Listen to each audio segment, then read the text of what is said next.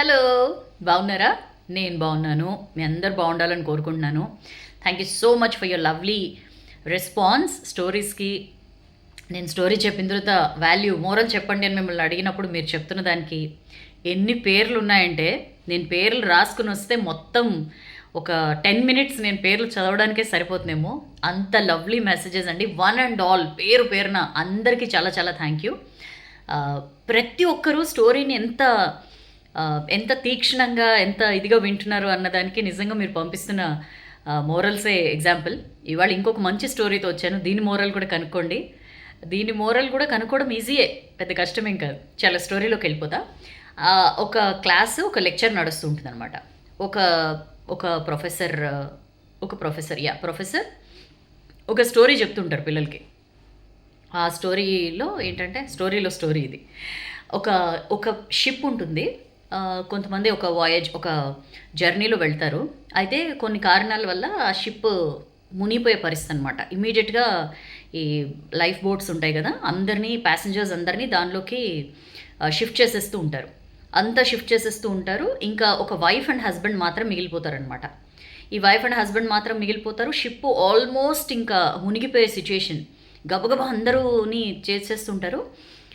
ఏమవుతుందంటే వీళ్ళిద్దరూ వెళ్ళే టైంకి ఇంకా మునిగిపోతుంది ఆల్మోస్ట్. ఇంకా చెప్పలేం మనం. ఆ వైఫ్ని షిప్లో ఉంచేసి హస్బెండ్ దూకేసి వెంటనే వెళ్ళిపోతాడనమాట.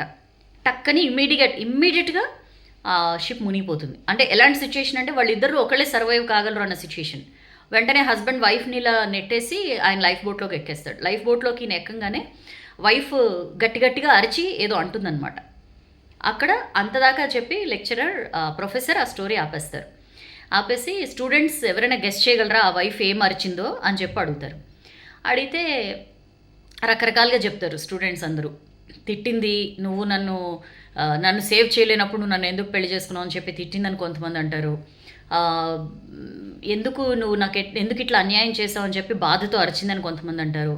ఇట్లా రకరకాల పాయింట్స్ చెప్తారు. ఒక్క స్టూడెంట్ ఉంటాడు, అతను మాత్రం కామ్గా ఉంటాడనమాట. వెంటనే ప్రొఫెసర్ అడుగుతారు, ఎందుకు కామ్గా ఉన్నావేంటి అంటే, ఐ థింక్ ఆమె పిల్లల్ని జాగ్రత్తగా చూసుకో అని చెప్పి ఉంటుంది అని చెప్పి అంటాడు. వెంటనే ప్రొఫెసర్ సర్ప్రైజ్ అవుతాడనమాట. ఇంత పర్ఫెక్ట్గా చెప్పావు, ఎట్లా గెస్ చేయగలిగావు అని చెప్పంటే, మా అమ్మ చివరి టైంలో, ఆమె చనిపోయే టైంలో మా నాన్నకి అదే చెప్పింది, పిల్లల్ని జాగ్రత్తగా చూసుకోండి అని చెప్పింది. సో మేబీ అదే అయ్యి ఉంటుందని చెప్పి నేను అనుకున్నాను అని చెప్పి అంటాడు స్టూడెంట్.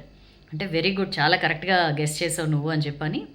అక్కడితో స్టోరీ అయిపోదు, కంటిన్యూ చేస్తాడు అనమాట స్టోరీ. ఆమె ఈ విషయం చెప్పి చనిపోయింది, అదే షిప్ మునిగిపోయింది. అయితే ఆయన ఇంట్లో కొన్ని సంవత్సరాల తర్వాత వాళ్ళ పాప, కొన్ని సంవత్సరాలు అయిన తర్వాత పాప మంచిగా అంతా సెటిల్ అవుతుంది, అంతా అవుతుంది. పాపకిను ఆయనకి, అంటే ఎవరైతే ఈ షిప్ ట్రాజడీలో ఎవరైతే బతికొచ్చాడో వాళ్ళిద్దరికి మధ్య అంత రిలేషన్స్ అంత బాగుండవన్నమాట. ఓకే అవుతూ ఉంటుంది. పాపం ఆయన బాగా చదివిస్తాడు, మంచి మ్యారేజ్ చేస్తాడు, అంత బాగా ఆ పాపకి మొత్తం ఒక తండ్రిగా చేయాల్సినవన్నీ పర్ఫెక్ట్గా చేస్తాడనమాట. తర్వాత ఇంకా ఏజ్ ఫ్యాక్టర్తో ఆయన కూడా చనిపోతాడు. చనిపోయిన తర్వాత వాళ్ళ అమ్మాయి ఇల్లంతా ఇది సెటరైట్ చేస్తుంటే ఇది ఒక పాత డైరీ దొరుకుతుంది.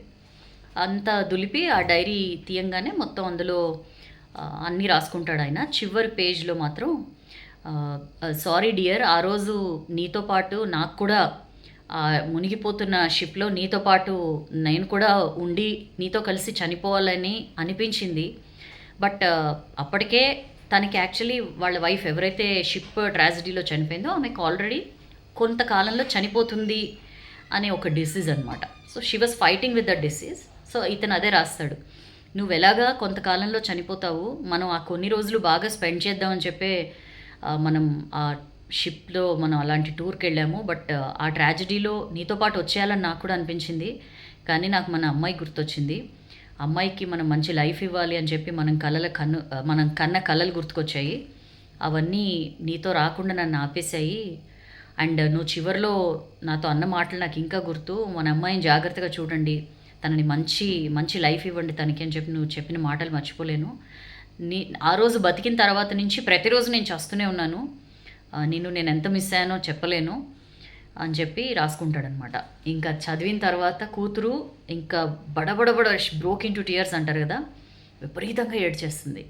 ఏడ్చి ఎన్ని లక్షల సార్లు సారీ చెప్తుందంటే నాన్నకి, లాభం ఏంటి, నాన్న లేరు కదా. సో చాలా చిన్న స్టోరీ అండి. లైఫ్లో ఎక్కడో మనం మిస్టేక్ అయిపోతాం, మనం ఎక్కడో తప్పు చేసేస్తాం, చాలా జరుగుతాయి. ప్రతిదానికి ఒక రీజన్ ఉంటుంది. బట్ అదేంటో తెలుసుకోకుండా అది ఎందుకు జరిగిందో అని కనీసం ఆలోచించకుండా ఇమ్మీడియట్గా మనం రియాక్ట్ అయిపోతాం, లేదా అవతల పర్సన్ని మనం జడ్జ్ చేసేస్తాం. ఇట్లాంటివి ఎన్నో చేస్తూ ఉంటాం. అని మోరల్ చెప్పండి అని మిమ్మల్ని అడిగి నేనే చాలా వరకు మోరల్ చెప్పేసినట్లు నాకు అనిపించింది.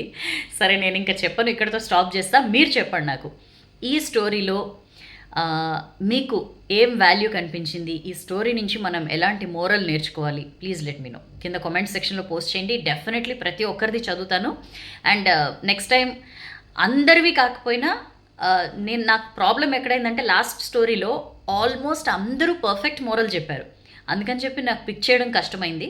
బట్ ఈసారి అలా కాకుండా నేను చూజీగా టాప్ 5 పర్ఫెక్ట్గా ఉన్న మోరల్స్ టాప్ 5 సెలెక్ట్ చేసి నేను 5 పేర్లు definitely Facebook, Insta and YouTube మూడిట్లో చూసి టాప్ 5 మెసేజెస్ పిక్ చేసి మీకు తీసుకొస్తా వాళ్ళ పేర్లు.